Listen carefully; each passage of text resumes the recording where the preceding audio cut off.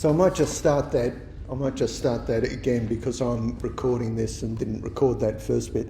So welcome everyone to this second instalment of Czechoslovakia, the Rollercoaster Ride. This week the roller coaster's on the way down a bit, and we're entering into a dark period in the country's history, which was nothing to do with its doing. In fact, you'll be astonished that it wasn't consulted at all.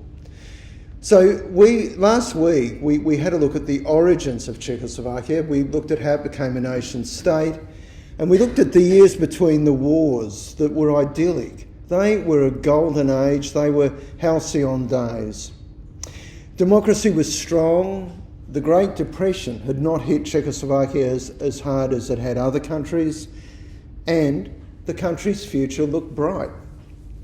Well, the bright light of hope dims a little in the 1930s, and that's what you'll hear about today. You'll hear about what's been called the Great Betrayal. First, a look at the main cause, which was appeasement, and then we'll have a look at details of the lead up to the agreement of the 30th of September 1938 and its consequences. Now, to understand appeasement, and I'm sure most of you are aware of the concept, we need to understand the consequences of the Great War. So the Great War, the First World War, was the war to end all wars. It began in July 1914, and everybody expected it to be over by Christmas. And it was over by Christmas, 4 years later. Now, there's a slight Czech connection here. As you know, what is now the Czech Republic and Slovakia was part of the Habsburg Empire. The heir to the empire, also known as the Austro-Hungarian Empire, was Archduke Franz Ferdinand. He and his wife Sophie were assassinated in Sarajevo at 10:45 a.m. on the 28th of June 1914. The assassin was a Bosnian nationalist. He wanted Bosnia to be independent of the rule of the Austro-Hungarian Empire. Now, the assassination wasn't planned. This was a sliding doors moment. It's incredible. It was a spur-of-the-moment decision. Now, the Archduke and his wife had been attacked earlier that morning. They'd been attacked in a separate incident before their assassination. A grenade was thrown at their vehicle by another Bosnian nationalist, but he missed. And the bomb went off and injured the occupants of the car behind them. So the royal couple went to the governor's residence where they rested for a short while before they asked to be taken to the hospital to see those who had been injured. But no one told the drivers that the itinerary had changed. The drivers turned around when the error was realised, which entailed going into a side street. One of the cars stalled, which stopped the line of cars. The assassin was sitting in a cafe opposite the street. He happened to have a gun with him, and he seized the opportunity. So the Great War might not have happened if it hadn't been for a lack of communication about a royal couple's destination. Now, we know what came next. About 10 million military personnel were killed, and about 10 million military and about the same number of civilians were killed. About 23 million soldiers were wounded, and that probably doesn't include the psychological injuries. Most of the war was a stalemate, and at the end, nothing had been resolved.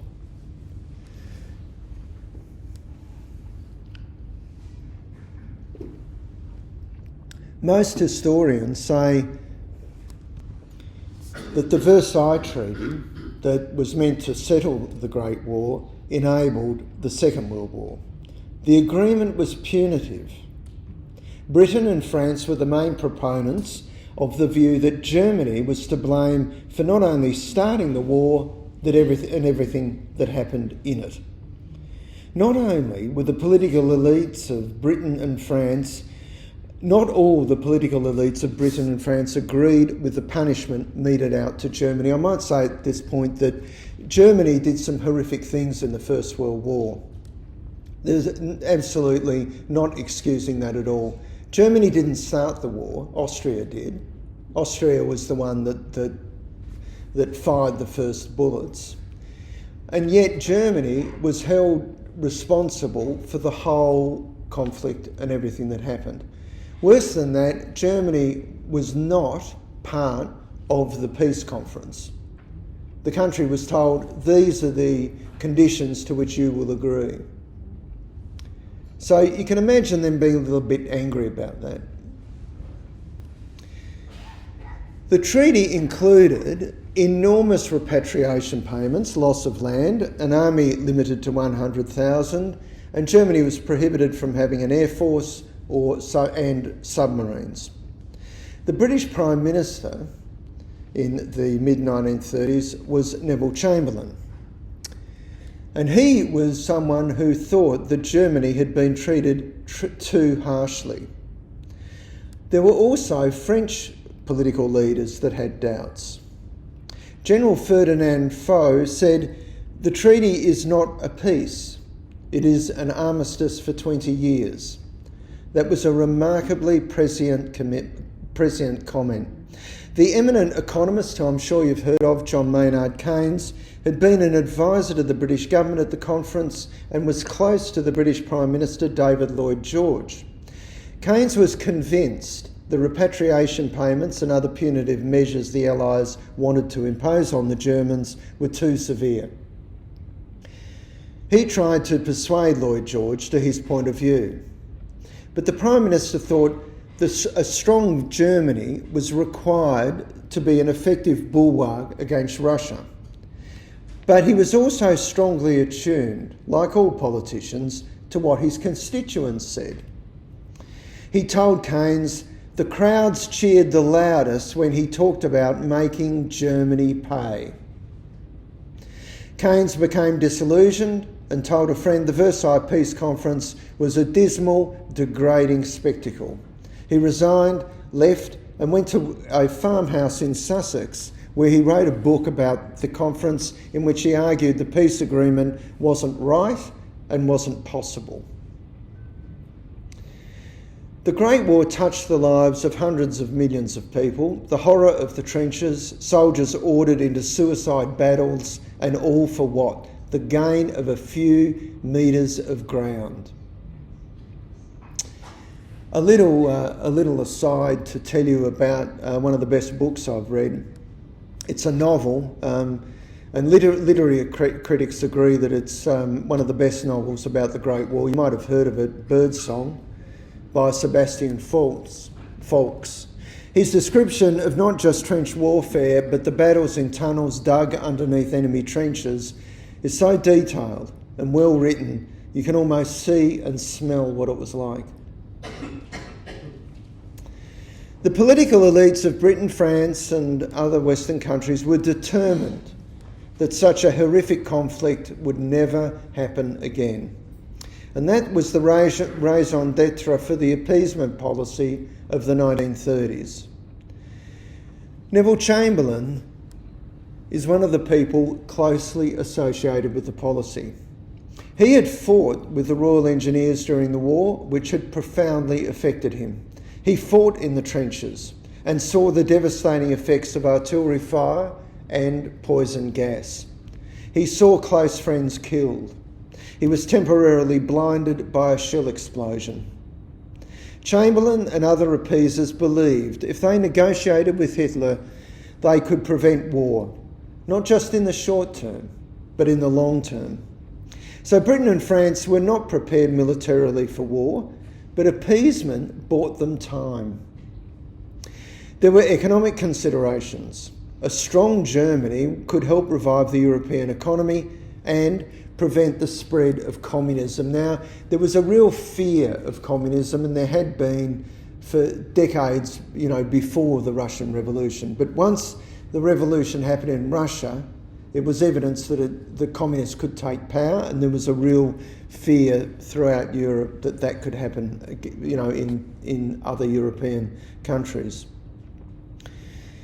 Now, the appeasers misjudged Hitler's intentions and underestimated his aggressive ambitions.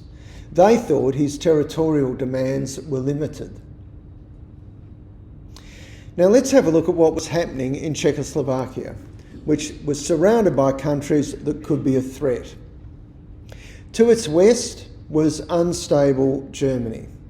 To its south, radicalised Hungary, and to its east, chaotic Russia.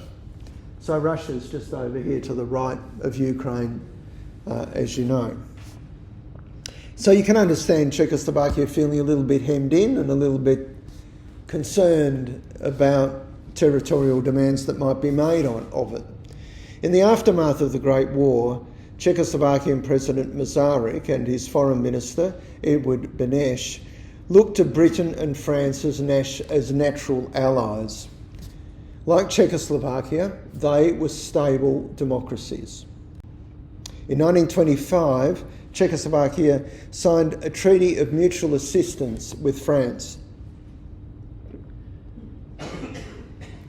There was no formal agreement with Britain, but the Czech government expected that if France went to war to protect Czechoslovakia, Britain would do the same.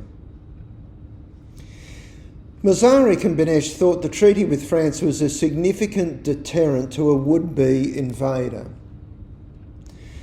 The author, Richard Fiedler, and I might say that he wrote an excellent book about Czechoslovakia, the title of which escapes me at the moment, but it's an excellent book about the history of Czechoslovakia from, ancient times through to the present. Fiedler says that the whole edifice of Czechoslovakia's national security rested on a stable and resolute France, but the French Republic in the 1930s was neither of those things. Even if France didn't come to Czechoslovakia's aid if it was attacked, the likelihood of Britain doing so was remote. Czechoslovakia's ambassador to Britain was Jan Masaryk, the son of the president.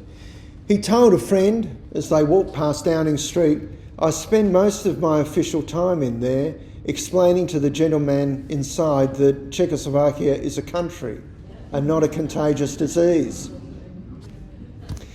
Winston Churchill was one of the few British politicians to support Czechoslovakia, but he was a backbencher without influence and at the time was considered to be past his use-by date.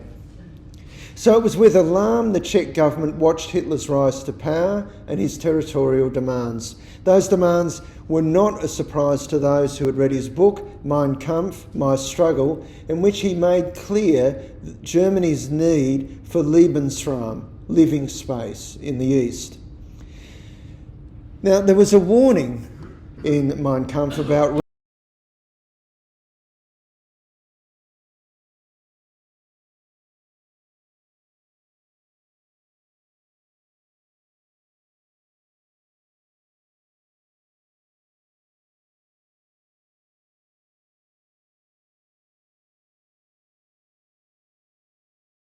which must necessarily be a bloody process. Now, so if that's not a statement of what he intended to do, I don't know what was.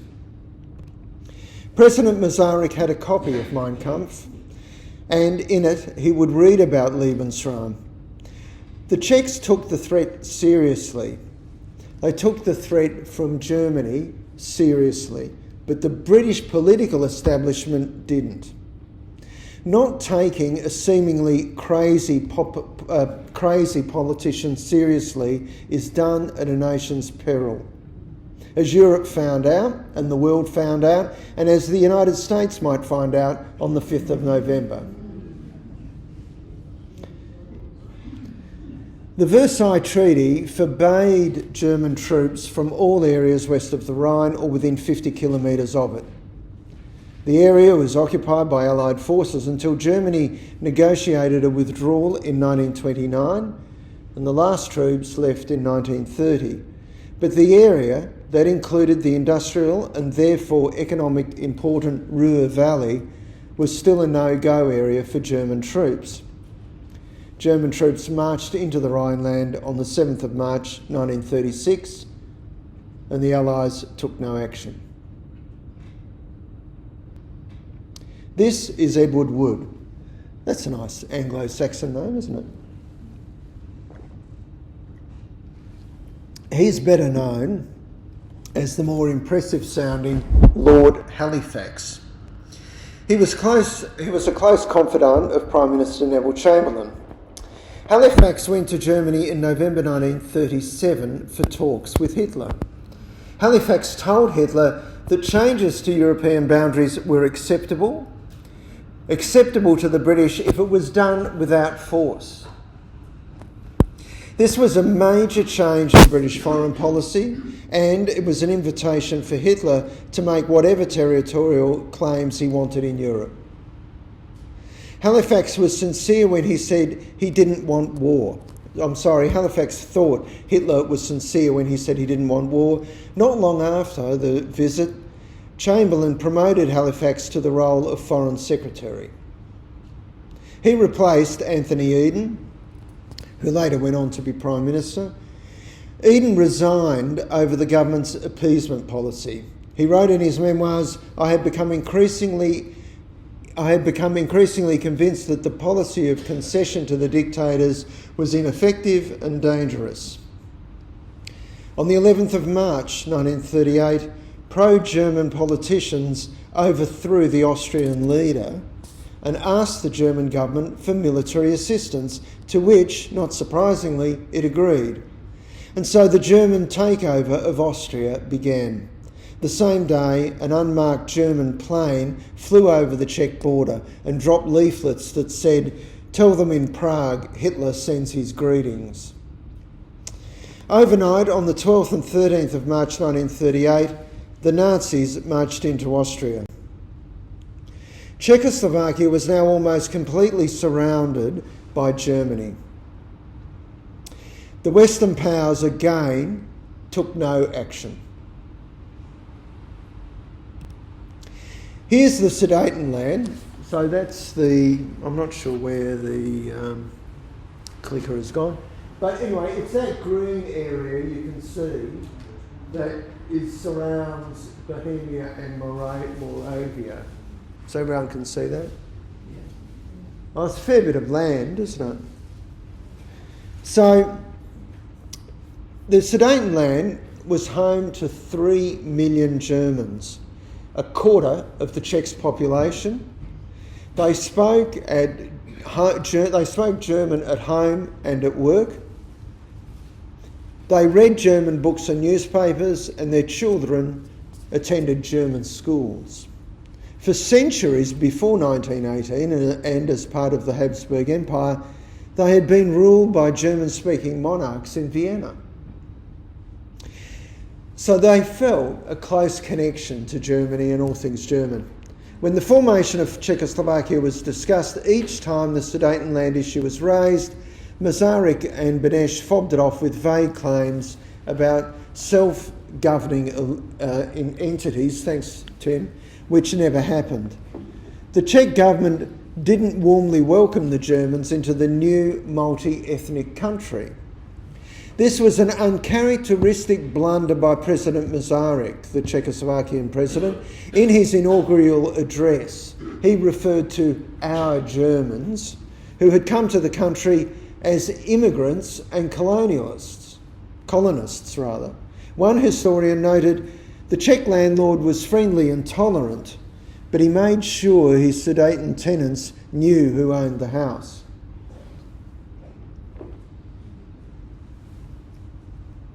So there was a little bit of friction. Now, as I mentioned before, the Great Depression hit hard manufacturing industries throughout Europe, but it did affect the Sudetenland because it had a high amount of manufacturing industry.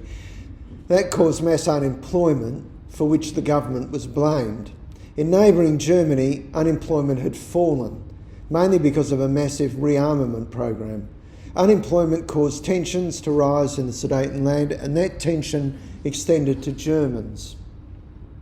A gymnasium instructor, Konrad Henlein, saw the opportunity to be the expression of German grievance. he formed the Sudeten German party called the SDP that attracted disillusioned Germans. Familiar story, isn't it? The party soon became a dominant political force. Henlein was quick to declare the party's loyalty to the Czech government and said he didn't want the Sudetenland to become part of Germany, but it did want more autonomy within Czechoslovakia. Hitler announced at the annual Nazi Party rally in Nuremberg in September 1938 that Germans were being terrorised in Czechoslovakia, terrorised, and he would have to do something about it. So it's a bit like those terrible immigrants eating the cats and the dogs. So the speech was a cue for an uprising in the Sudeten territories. There's been an increase in violence in Springfield where the dogs and cats were being supposedly eaten. So thousands of SDP paramilitary took to the streets, killed police, attacked railway stations and post offices. The government declared a state of emergency and sent thousands of police to the area.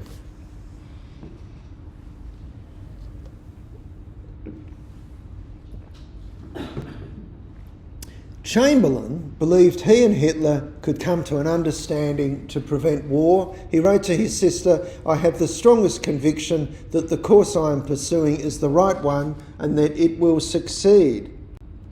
Chamberlain had 3 meetings with Hitler and they were all in Germany. So if you're in a strong position, the person who you want to talk to comes to you. You don't go to them. The first was at Hitler's country retreat on the 15th of September. The 69-year-old British Prime Minister went on his first flight to get to the meeting. Now, this is 1938. Planes hadn't been around for a long time, and I'm sure it would have been a cold, rough ride. Hitler and Chamberlain wanted 2 different things from that first meeting. Chamberlain wanted a peaceful solution to the Sudetenland crisis. Hitler wanted to ascertain the Western powers' resolve and the likelihood of going to war over his expansionist plans. Hitler told Chamberlain the problem of the Sudeten Germans was like a spear in my side, and he was willing to risk war rather than let it drag on. Chamberlain said he personally didn't care, but he would have to consult his cabinet colleagues and the French. French Prime Minister Daladier agreed to go along with Chamberlain and allow Germany to take what it wanted. Remember the 1925 treaty. Chamberlain nor Daladier consulted the Czech government about the surrender of part of its territory to a foreign power.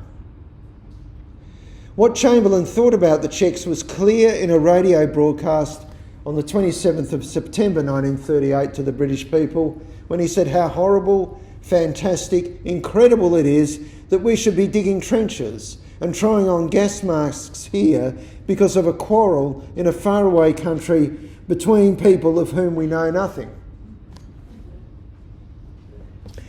So there's not a skerrick of humanity or compassion or anything like that there, is there?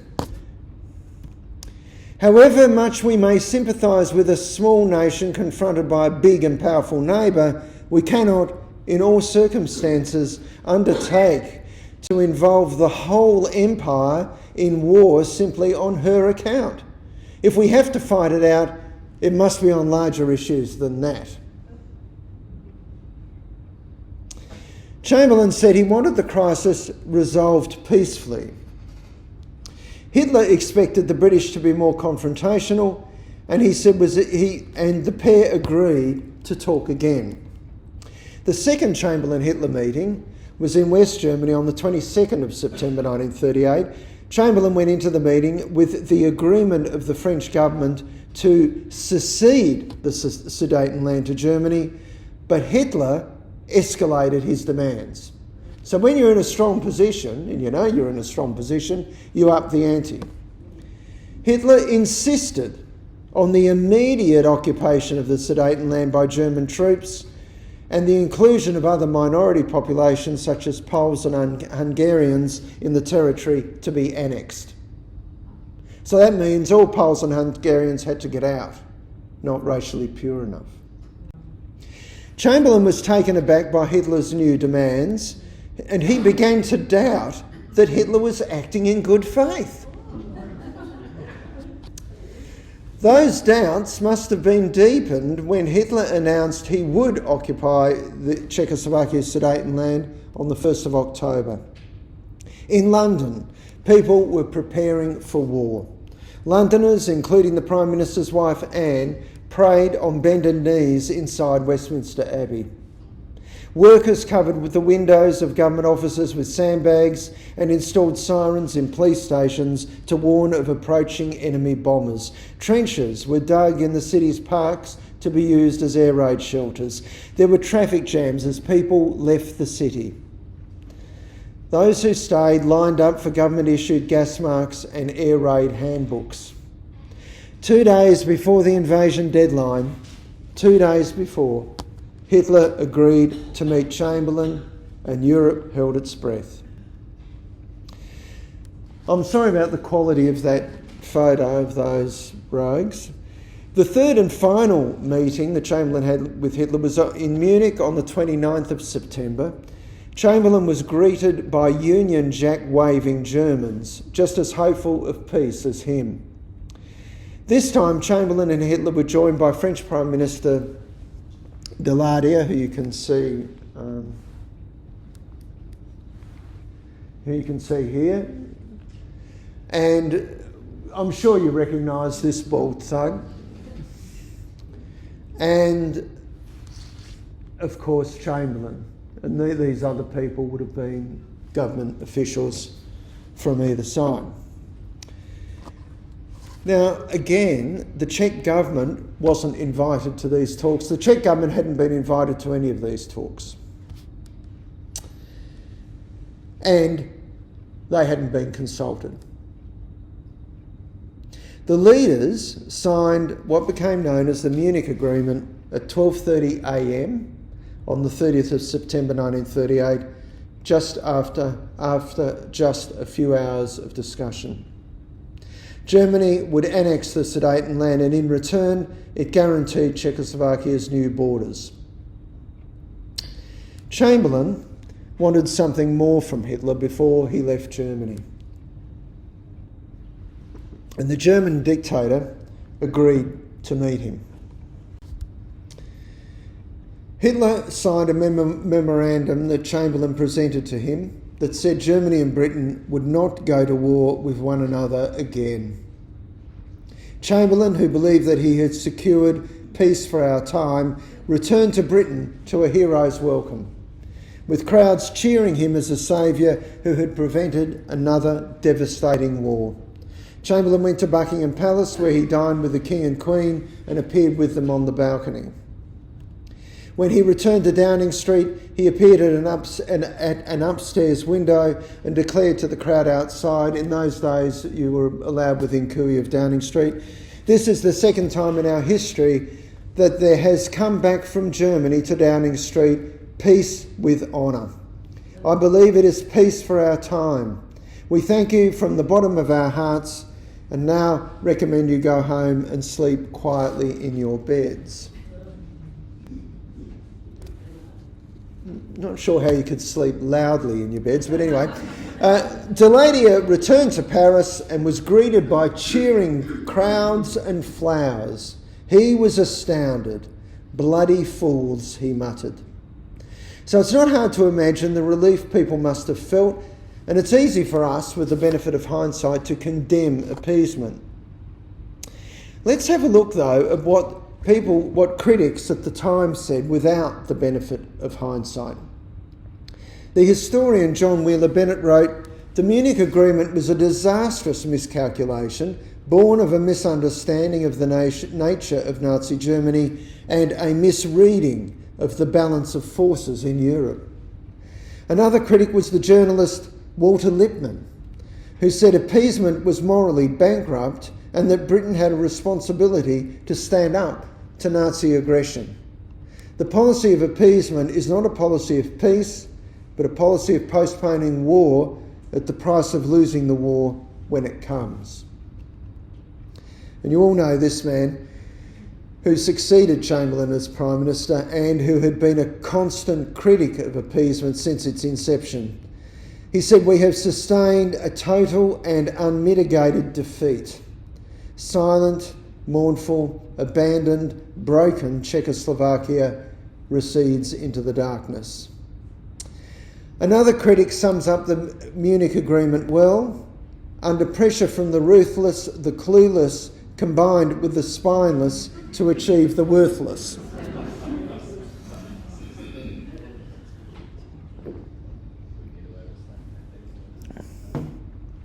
So the British and French governments sent their ambassadors to Czechoslovakia, Basil Newton and his French counterpart Victor de Lacroix. They had a note for President Beneš that told him to surrender Sudetenland to Germany. Beneš rejected the demand and went to bed. Whether he slept quietly or not, I doubt it. At 2 a.m, Newton and de Lacroix returned and told Beneš rejection of the proposal was unacceptable. Newton said war was imminent, the clock was ticking. They wanted Czechoslovakia to surrender the Sudetenland on what they said were friendly terms. If they didn't, Hitler would invade.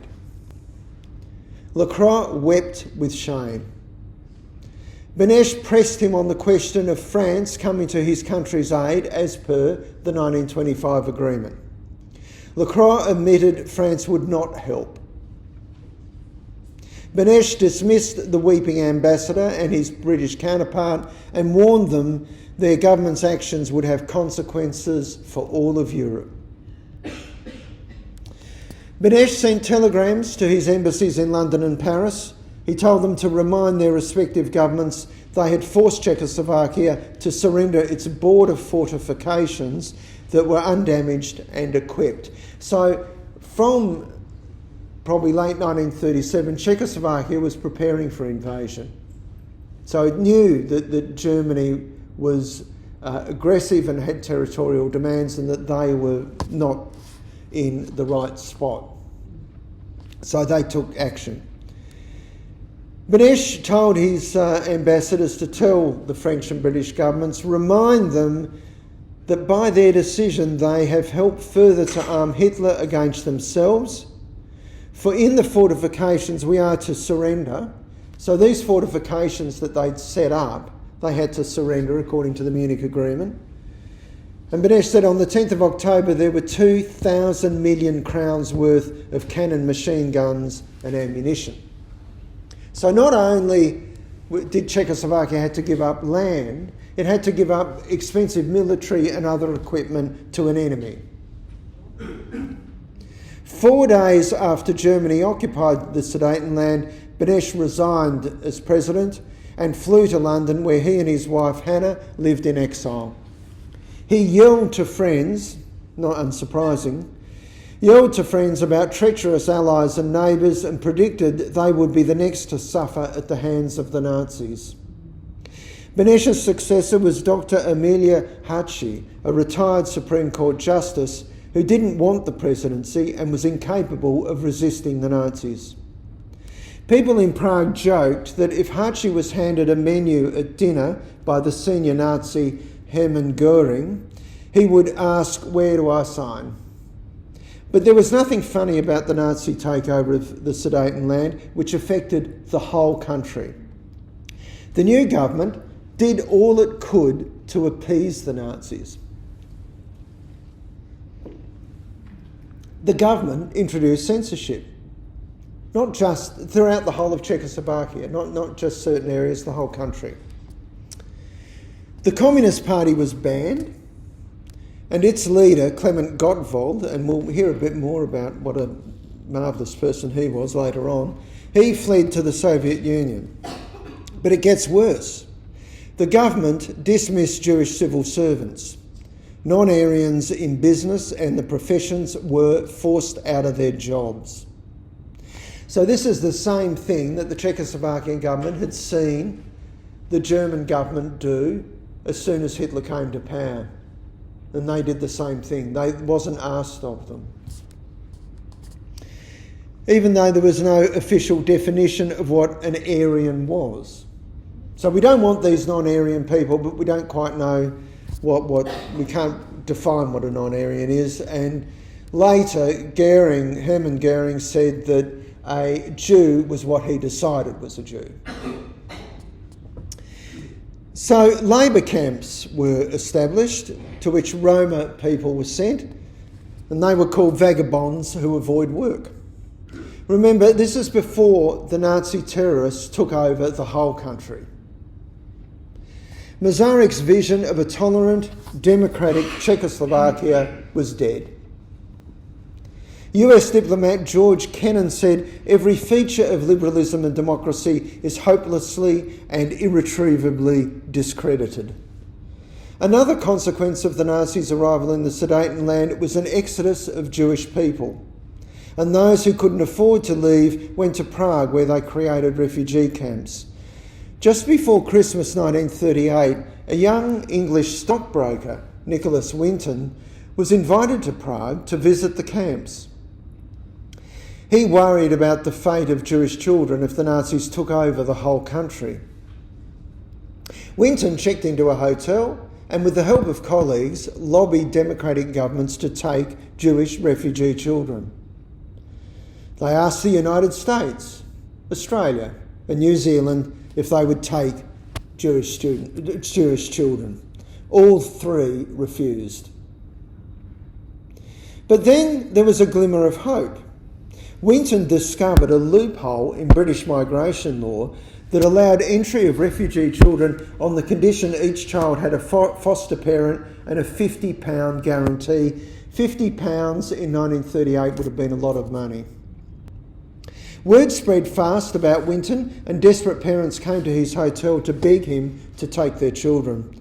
Now, let's pause for a moment and think about the incalculable suffering of those parents. They were so scared for the future of their children under a Nazi regime, they were prepared to send them to a foreign country to live with who knows whom. And they didn't know when they would see their children again. And the children, it doesn't take much to imagine to know how terrified they would have been. The migration plan became known as the Czech Kindertransport. Winton had 6,000 names on his list, but only 669 escaped. Nevertheless, he saved 669 children from, at best, a concentration camp, at worst and more likely, extermination. On the 13th of March 1939, Hitler summoned the Slovak leader, Joseph Tiso, to Berlin. Tiso had been deposed several days earlier. Hitler urged him to proclaim Slovakia's independence from Czechoslovakia.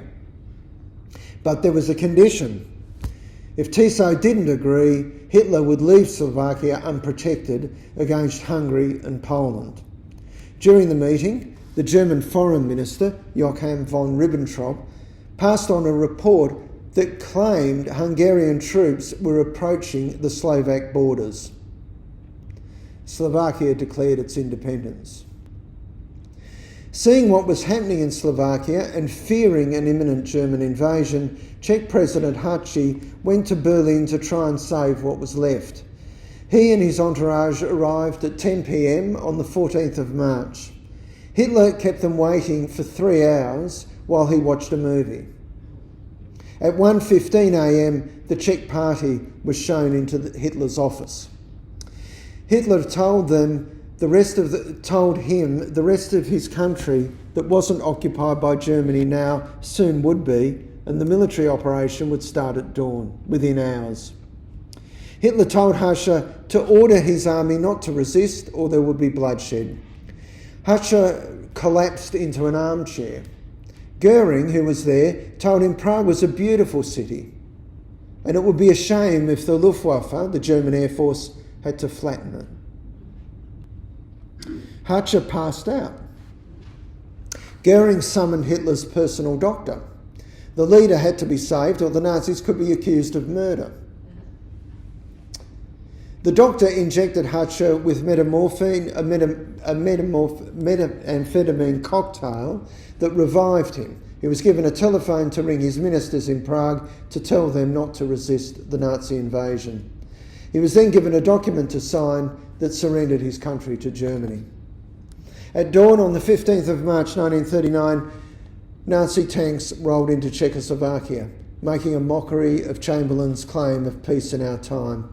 The takeover of Czechoslovakia had a profound effect on its people, a long-term effect as well. And one of those people who was profoundly affected was a 25-year-old Jewish law student, Rudolf Margolius. He was doing national service in 1938, and here he is, helping prepare Czechoslovakia's defences against a German invasion. He was a nationalist, and like many of his generation, he was getting ready to fight for the right of his nascent country to remain independent. Now, there was a strong feeling of nationalism that we've talked about before, but particularly in Czechoslovakia. It was a new country, people were excited about its future, they were optimistic about its future. And young men were ready to fight to defend it, ready to die to defend it, and Rudolf Margolius was one of them. And we'll be hearing a lot more about him, his wife and his child next week. Now, the Munich Agreement denied Rudolf the possibility of fighting the Nazis. And as I said, it had a profound effect on him and millions of other Czechs. They understandably felt betrayed. The whole nation wanted to defend itself.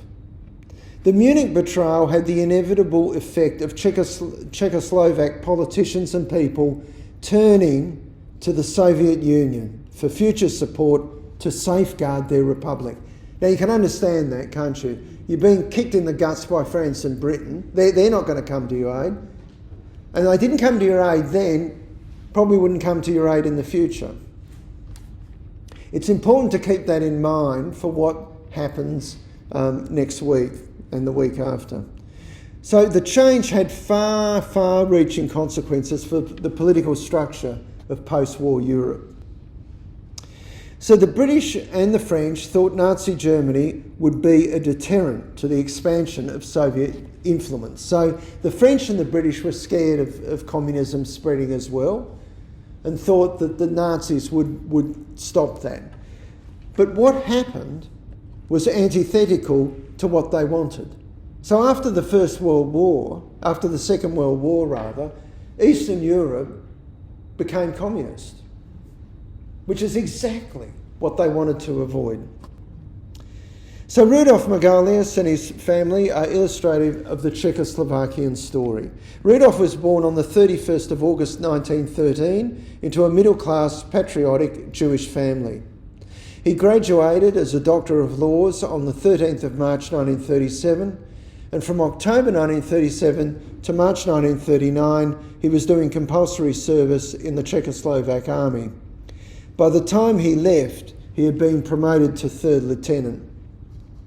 In June 1932, 18-year-old Rudolf was on his way home from school with his matriculation certificate. A 13-year-old girl was running to a shop to buy a bag of marbles. Rudolf walked over to her, looked at her in surprise and smiled. Hedda ran on, but glanced back. Rudolf stood on the corner and kept staring at her, transfixed. That evening, he told his girlfriend that he had met a pretty girl that day whom he would marry. Gives you a bit of an idea of what he was like. So Rudolf proposed to the girl, Hannah, at a dance in 1938. He stopped dancing and said to her, "Look, marriage is a serious thing, and you're too young to decide such important matters, so I've decided for both of us we'll get married next year. We'll get married next year in March, and I won't accept no for an answer. Well, when Hedda stopped laughing, she agreed. They became formally engaged in March 1939, on the 13th of March actually, and it was the eve of Hitler telling President Hatcher he had to accept the German takeover of his country. They married on the 3rd of April 1939, but given the political situation, they were unable to go to their honeymoon destination of Great Britain. So let's have a quick recap of today before we have questions. I might say that that family's journey is emblematic of what happened in Czechoslovakia. And there's some terrific memoirs written by Hannah and their son, whose name is Ivan. And what happened to them is extraordinary, but that is for next week. So let me just remind myself what we talked about today. You heard about what's been called the Great Betrayal and its main cause, appeasement. And then we looked at the details in the lead up to the agreement of the 30th of March, the Munich Agreement, and its consequences. So let's leave today there. Oh, before we do, let's just tell you what's going to happen next week. You'll hear more about the Margolius family, as I said, when we looked at Czechoslovakia after the Second World War, when there was a giddy idealism. So once again, Czechoslovakia had the hope of 1919 that the future was going to be bright and everything was going to be wonderful. Well, that was shattered by a communist coup. So the consequences were disastrous for millions of Czechs, including the Margolius family. Now, does anyone have any questions? Yes. Your second. Did they have agreements so the Czechs couldn't go to Russia? Could you say that again? Well, put it this way, that Stalin and Hitler had an agreement before the Second World War. Yes. Now, did that stop the Czechs from going to Russia for help, or wasn't that agreement drawn up yet? No, well, that agreement was in August 1939, and that was after, yeah. So they could have gone to Russia, but they would have been taking the risk of Stalin. Yeah, they could have. Yeah, they could have gone to Stalin for help, but I think that probably the real politic of that was in the long term, even though the British and French had let them down, I'm not sure that they wanted to align themselves with a communist, non-democratic state. Yeah, well, Stalin was a bit rough around the edges. Yeah. Yes, another question from the front row. Thank you, Neil. That was great. The book by Richard Feidler is called Golden Maze, which is a wonderful history of Prague. But my question is, you mentioned after World War One, the countries that surrounded Czechoslovakia. What was happening in Hungary? Like, we know Germany, Austria, but you mentioned that there was things happening in Hungary. Yes, look, I'm not sure of the detail of that, except that there was unrest. The government wasn't stable. There was division and demands for change of direction, wanting to go in a different direction, and that was happening in a lot of European countries. A similar thing was happening in France. It didn't seem to affect Britain, but there was that instability. And there was certainly instability in Germany from 1930, and even in Hitler's first year or so in power, his position wasn't cemented at all. And I'll just mention the title of that book. It was called The Golden Maze by Richard Feidler. Yeah, it's excellent. Yes? About going to the Soviets for assistance, they'd already let the the Spanish down just a few years beforehand. So why would the Czech go looking for that? Yes, well that's a good point. You're talking about the Spanish Civil War and how the communists went and supported the Republicans, and the Nazis supported the nationalists. But towards the end, the Russians actually withdrew support from the government. Yeah. Anybody else? Yes, Ian. Is Czechoslovakia still paying for this time? For what happened? No. Are they still paying for it now? No. What happened then? No. I think things are a lot better since the 1989 revolution. Democracy's returned. It's a lot more stable. Masaryk and Beneš are heroes of Czech, and understandably so. But look, you'll hear next week what happened after the Second World War, and all this is a warning for what happens when you lose democracy and when you don't protect democracy. It's just horrifying. Anybody else before we venture out into the rain? Yes. This said we should always learn from history. I wondered if there's any lessons we can take in relation to Ukraine from what was happening at that time.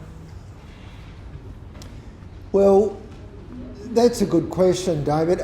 The question was, can we take some lessons from Ukraine? Are there parallels with what's happening in Ukraine and what happened in Czechoslovakia?